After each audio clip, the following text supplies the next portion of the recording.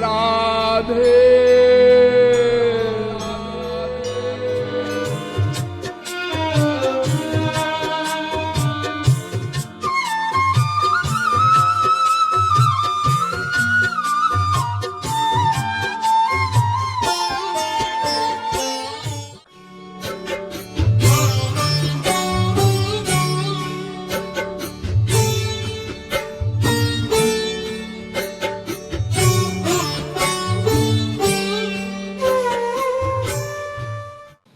वेदव्यास जी कहते हैं, जितने में अपना पेट भर जाए बस उतने ही धन को अपना समझो।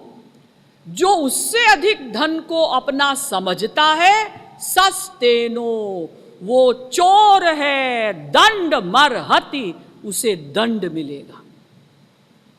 अब नंबर 2 है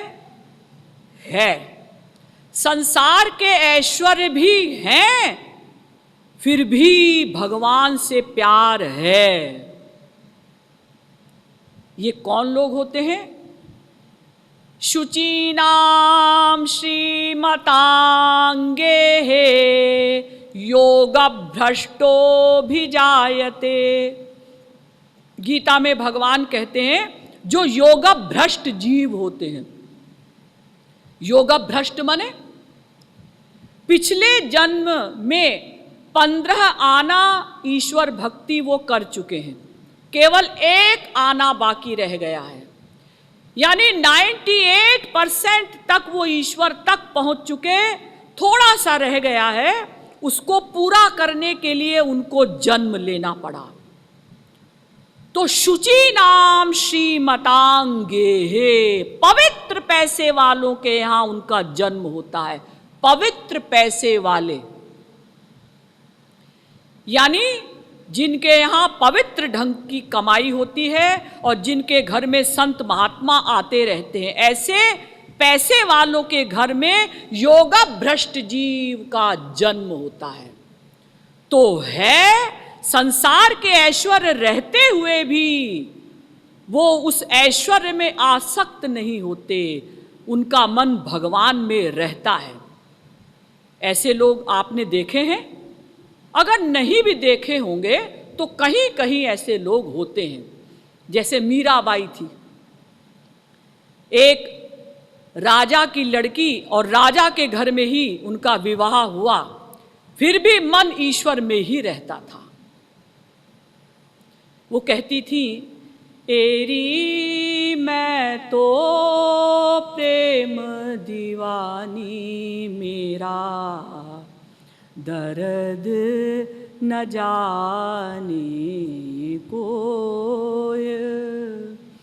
एरी मैं तो प्रेम दीवानी, मेरा दर्द न जाने कोय। घायल की गति घायल जाने, जो कोई घायल होय। जौहरी की गति जौहरी जाने, जो कोई जौहरी होय।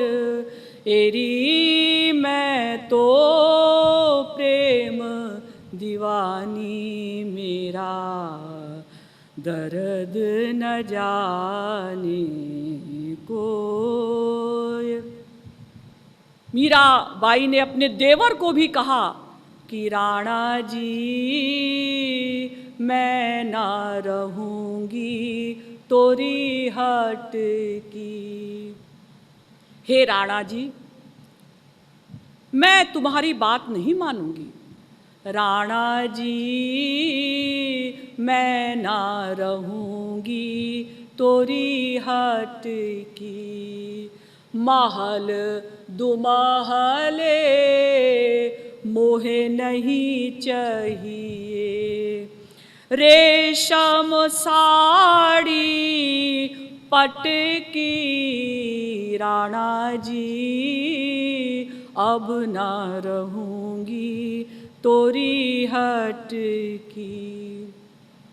हिय की पीर शाम ही जाने, हिय की पीर शाम ही जाने, और न जाने को घट की राणा जी, मैं न रहूंगी तोरी हट की। मीरा के प्रभु गिरिधर नागर, प्रेम मगन लट छट की राणा जी, अब न रहूंगी तोरी हट की। अब नंबर 3, नहीं है। संसार के ऐश्वर्य नहीं है, इसीलिए भगवान से प्यार है, ये नेचुरल। इसका मतलब संसार का अभाव, संसार की कमी ईश्वर की कृपा है। हाँ, लेकिन कितने लोग ऐसे हैं जो इस सिद्धांत को मानते हो?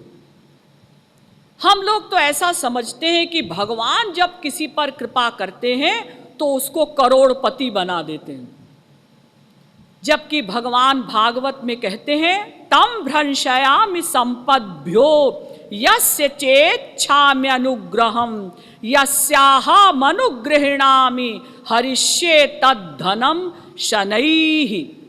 ऊपर की पंक्ति भागवत के 10वें स्कंध के 27वें अध्याय का 16वां श्लोक, और नीचे की जो पंक्ति है भागवत के 10वें स्कंद के 88वें अध्याय का 8वां श्लोक। दोनों का एक ही अर्थ है। भगवान कहते हैं कि मैं जब किसी पर कृपा करता हूं तो उसकी सांसारिक संपत्ति धीरे धीरे छीन लेता हूं।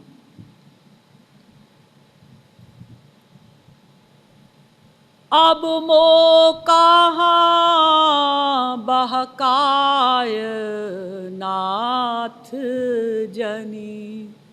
हमारे महाराज जी ने एक पद लिखा है कि हे नाथ, अब आप मुझे मत बहकाइए, संसार में मत फंसाइए ऐश्वर्य देकर।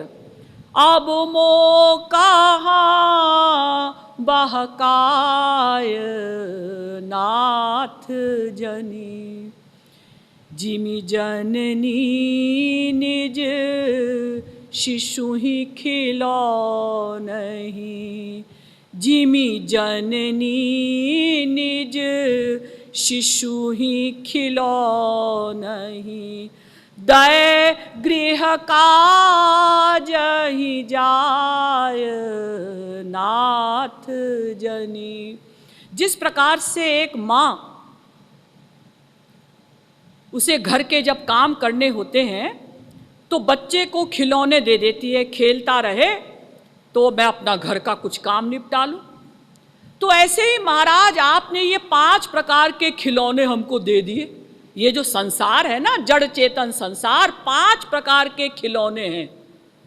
देखने के खिलौने, सुनने के खिलौने, सूंघने के खिलौने, रस लेने के खिलौने, स्पर्श करने के खिलौने, ये 5 प्रकार का विषय। लेकिन माँ फिर ये सोचती है कि मेरे बच्चे को अब भूख लग गई होगी, दूध का टाइम हो गया है। बच्चा तो खिलौनों में खेल रहा है, लेकिन माँ आती है, उसके खिलौने छीन लेती है। तब बच्चे को दूध की याद आती है, तब वो माँ अमृत सरीखा दूध उसको पिला देती है। इसी प्रकार से हमारी माँ भगवान जब हम पर कृपा करते हैं तो ये खिलौने हमसे छीन लेते हैं, ये संसार हमसे छीन लेते हैं। तब हमें याद आती है कि अरे हमारे तो असली माँ बाप राधा कृष्ण हैं, हम कहाँ इस संसार वालों में आसक्त हो गए, तब हम उनकी ओर उन्मुख होते हैं। इसीलिए नारद पांच रात्र में नारद जी ने भगवान के श्रीमुख से उनकी कृपा के लक्षण कहलवाए। देशत्यागो महान व्याधिर्विरोधो बंधुभिः सह धनहानिरपमानंच मदनुग्रह लक्षणम। भगवान कहते हैं मेरी कृपा के लक्षण सुन लो। हाँ सुनाइए। मैं जब किसी पर कृपा करता हूं तो देशत्यागो, जहां वो रहता है वहां से उसको निकाल दिया जाए, समझ लो मैंने कृपा कर दी। महान व्याधि, उसे कोई भयंकर बीमारी हो जाए, समझ लो मेरी कृपा हो गई। विरोधो बंधु भी सह, बंधु बांधव उसका विरोध करें, समझ लो मेरी कृपा हो गई।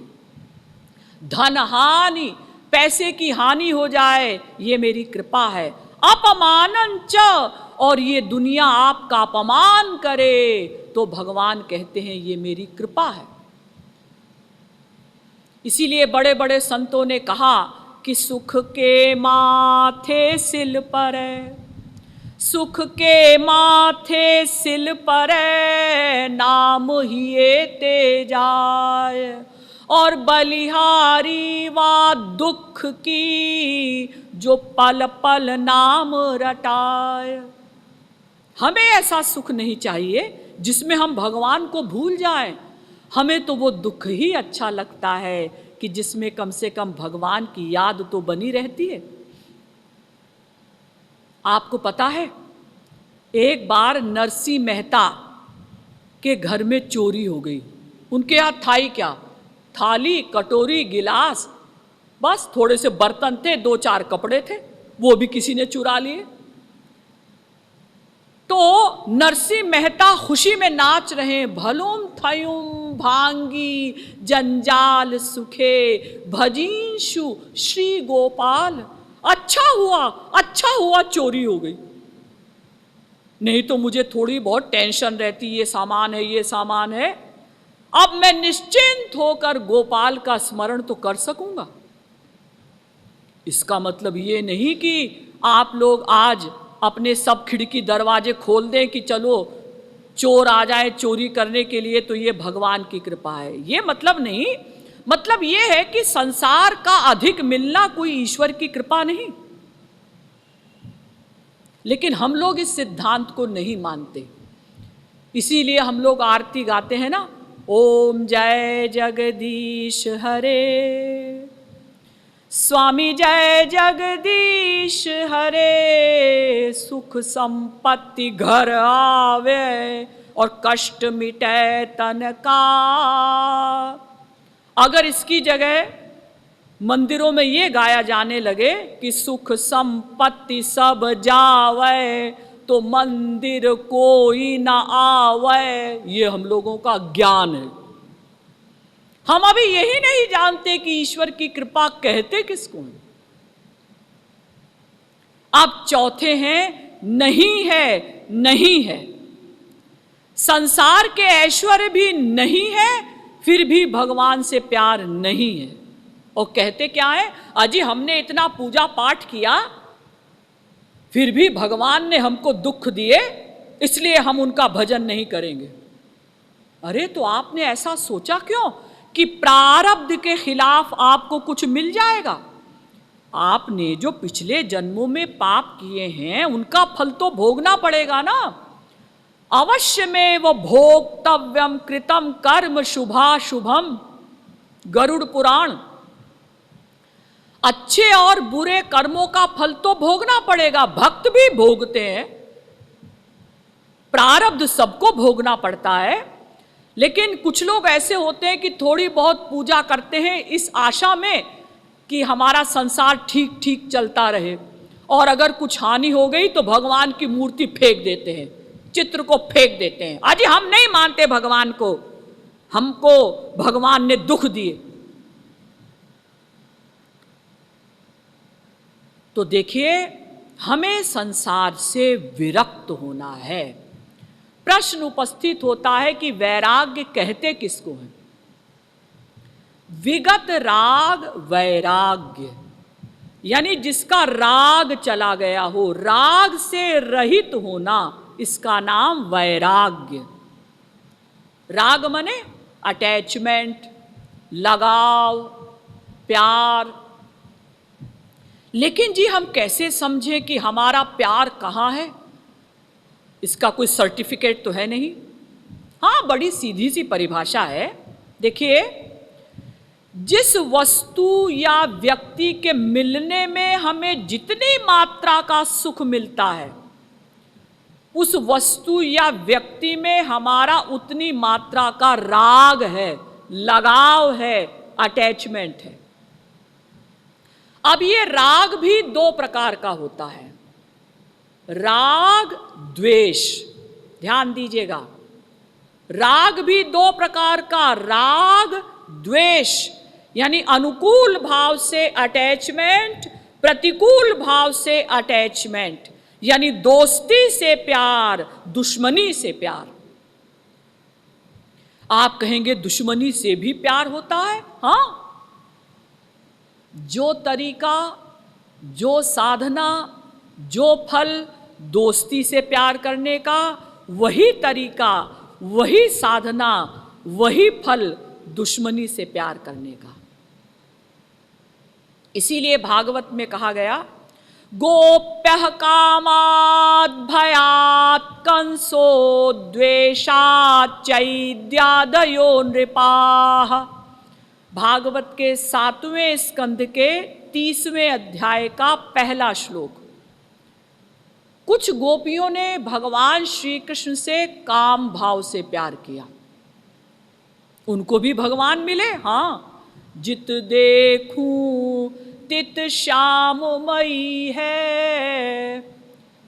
और कंस ने दुश्मनी से प्यार किया, उनको भी भगवान मिले। हाँ, हमारी राधे जू, हमारी राधे जू, हमारी राधे जू, हमारी राधे जू, बिनु कारण कृपा कारिणी तू, बिनु कारण कृपा कारिणी तू, बिनु कारण कृपा कारिणी तू, बिनु कारण कृपा कारिणी तू, दे आनंद हूँ आनंद ही तू, दे आनंद हूँ आनंद ही तू, दे आनंद हूँ आनंद ही तू, दे आनंद हूँ आनंद ही तू। ओ हमारी राधे जू, हमारी राधे जू, हमारी राधे जू, हमारी राधे जू, दे रसिक शिरोमणि को रस तू, दे रसिक शिरोमणि को रस तू, दे रसिक शिरोमणि को रस तू, दे रसिक शिरोमणि को रस तू, जग के दाता की दाता तू, जग के दाता की दाता तू, जग के दाता की दाता तू, जग के दाता की दाता तू, हमारी राधे जू, हमारी राधे जू, हमारी राधे जू, हमारी राधे जू, हो कृपालु तव मम राधे तू, हाँ कृपा